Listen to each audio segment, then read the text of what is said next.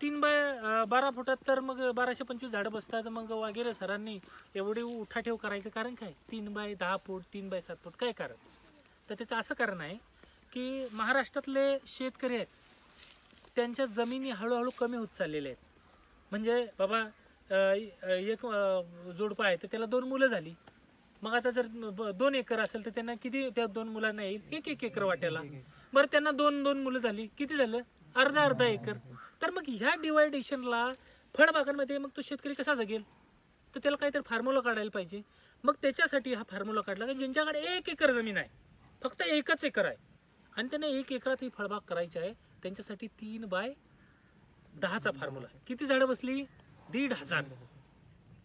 1,500 साठी मॅन्युअली करू शकतो तो. म्हणजे घरचीच माणसं निंदणे वगैरे आतमध्ये काहीतरी लावणे, उडीद वगैरे काय पाहिजे ते तो घेऊ शकतो आणि याचं उत्पादन त्याच्या खिशात पडेल. किंवा नर्सरीचा उद्योग करू शकतो, आतमध्ये रोपं ठेवू शकतो, हे काही करू शकतो. हे कोणासाठी? 1 एकरवाल्यासाठी. आता 20 गुंठ आहे, आता 3x7 फूट 1,000 झाडं बसली. म्हणजे जेवढी तुम्हाला 3x12ला 1 एकराला बसली तेवढीच झाडं 20 गुंठ्यात बसली. तेवढंच उत्पन्न तिथे येते. आता ते मी दाखवतो या.